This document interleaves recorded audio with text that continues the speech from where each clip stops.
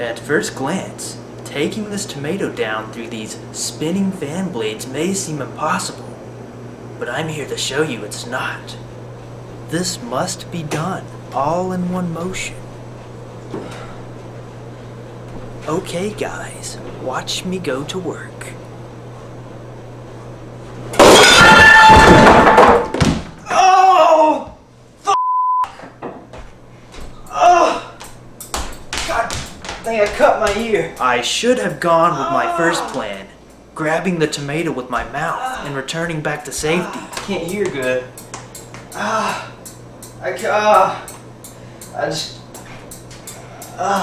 Shit. Oh.